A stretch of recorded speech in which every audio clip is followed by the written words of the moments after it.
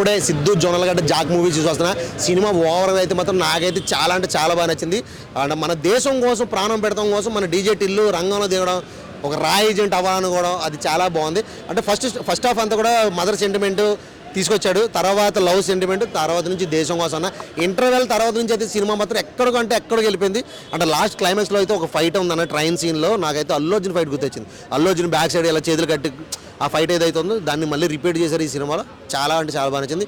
25 మంది రా ఏజెంట్లు కాపాడడం కోసం సిద్ధు జొన్నలగడ్డ మన హీరో ప్రాణం పెట్టి కాపాడి తీసుకొచ్చి జాబ్ కొడతాడు.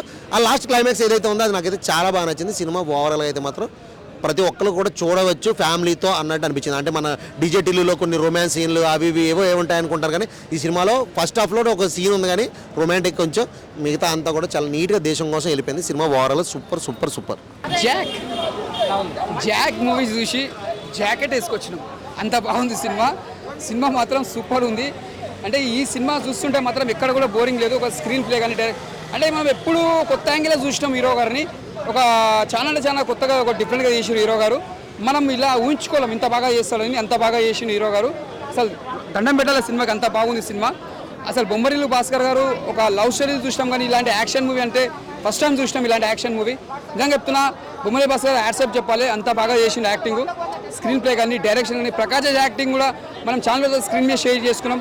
మళ్ళీ ఒక బొమ్మరిల్లా మనకు సిద్ధార్థ హీరో పక్కకి ఎలా కనిపిస్తారో ఈ సినిమాలో మనకు అలా కనిపిస్తారు. అంత బాగా నటించింది మన ప్రకాష్ గారు. నిజంగా చెప్తున్నా, మన వైష్ణవి గారు కూడా చాలా బాగా నటించింది. ఇలా బేబీ సినిమా ఎంత బ్లాక్ బస్టర్ కొట్టిందో మళ్ళీ ఒక జాక్ మూవీతో మళ్ళీ హ్యాట్రిక్ అని చెప్పొచ్చు. ఆమె అంత బాగా చేసింది యాక్టింగ్. ఇది ఒక బ్లాక్ బస్టర్ అని చెప్పొచ్చు. స్క్రీన్ ప్లే కానీ డైరెక్షన్ కానీ ప్రతిదీ చూసినా మనకు ఎంజాయ్ అనిపిస్తుంది. ఇది ఒక సినిమా చిన్న సినిమా కాకుండా పెద్ద ప్యానడీలాగా తీసినట్టు ఇంకా బాగుంటుండే. కాకపోతే సినిమా నెక్స్ట్ ప్యానడీ తీయాలని చెప్తున్నా జనరల్ సిద్ధుతో.